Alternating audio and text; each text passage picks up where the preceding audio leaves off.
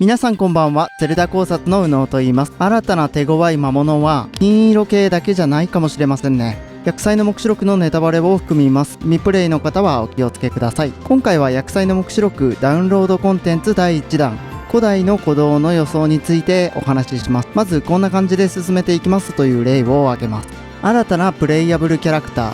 追加されるのはまず間違いなくロベリーとプルアでしょうね。第2弾追憶のガーディアンの内容を見ると分かりますけど、そっちにも追加キャラがあって終盤に大穴を持ってくるのは当然といえば当然ですからね。その大穴というのがスッパとアストルでしょう。これに異論はないかと思います。あれだけ個性的なキャラで動きも多彩なのにプレイヤブルに加わらず、それを差し置いて薬剤ガノンというパターンでしたからね。第2弾で出さずしてどこで出すといった感じです。そしてプルアとロベリーだという根拠についてですけど、おそらく皆さんも同じかと思いますが、追加されるチャレンジの名前が王立古代研究所というところです。そちらの内容については後ほど少しお話ししますが、王立古代研究所の代表 NPC はこの2人ですよね。あとこれは2人には申し訳ないんですが、第2弾に持ってくるにはちょっと弱いかなといった理由もあります。戦力という意味ではなくて弾として弱いかなと。プルアの戦闘スタイルはちょっと前にも動画でお話ししましたけど、おでこに乗せている誠のメガネのようなものを使うんではないかと思いました。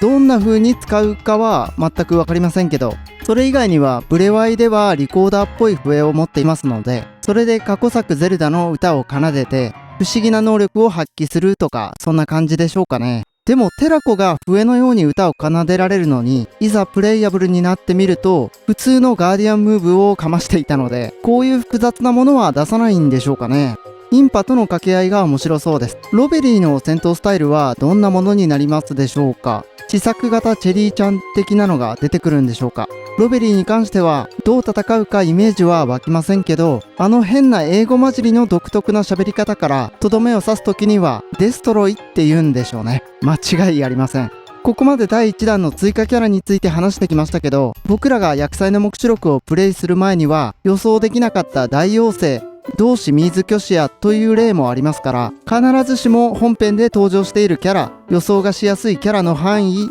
というわけではないと考えています。追加人数が書かれていないところを見ると、プルはロベリー以外にも追加される可能性はなくはないんですが、ダウンロードコンテンツ発表時の映像は第1弾の内容についてのものだけだと僕は考えていて、そんなところから最後の集合している映像に映ってるキャラが対象だということになり、追加されるプレイヤブルについてはプルアとロベリーの2人だけが妥当かと結論付けました。こんな感じで進めていきます。このチャンネルではブレスオブザワイルド続編や薬剤の目視録の情報を求めていらっしゃる方がワクワクできる動画を投稿していってます。公式の裏付けはなるべくハイラル百科やハイラルヒストリア、マスターワークスなどの公式資料を用いています。気になった方は動画説明欄からチェックしてみてください。では行きましょう。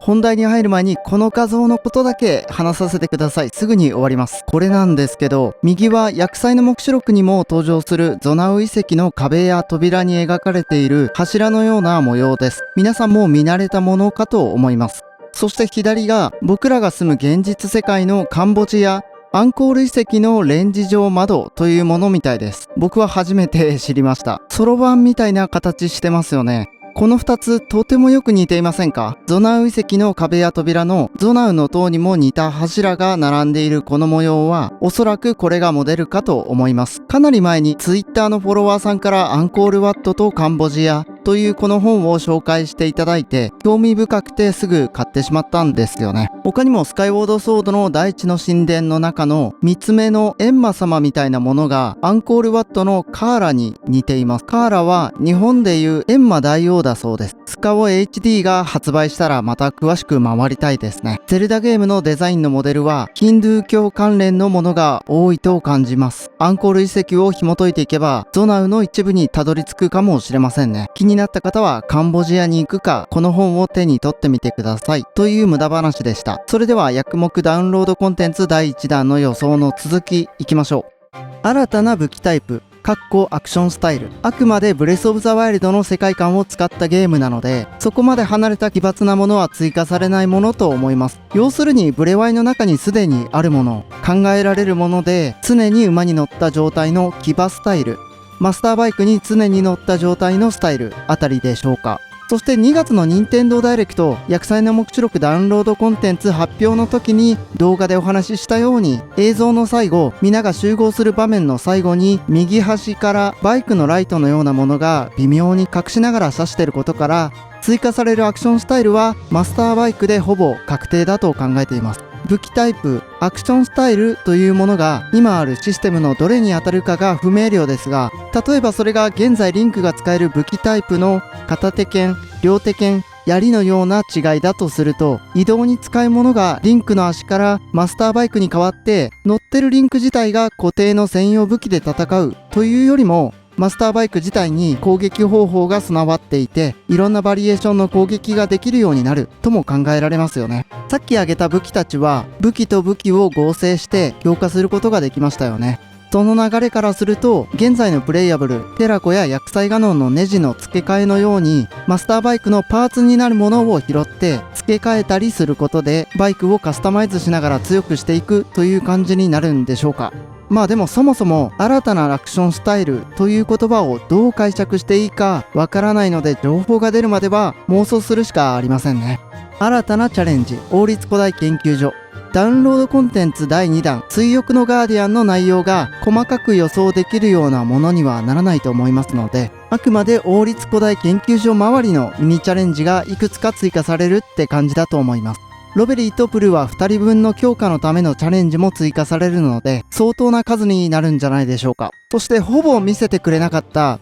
テラコの解析結果の全貌がついに明らかになるかもしれませんね。新たな手強い魔物。手強い魔物についてですが、ブレワイで出てきた魔物で、薬目に出てきてない魔物というと、過去の動画に皆さんがコメントでおっしゃってた通り、マスターモードのみに登場する金色シリーズと考えるのが妥当な気がしますね。しかし具体的な追加数が書かれていないことから、金色シリーズはほぼ確定としても、それ以外に数種類登場してもおかしくないと思い、少し考えてみました。そもそも炎、氷、雷、怨念の属性が付加されたシリーズの魔物はブレワイには出てこなく、薬目に初登場した魔物でしたね。そういう例があるので、全く予想できなかった魔物が出てくる可能性もあります。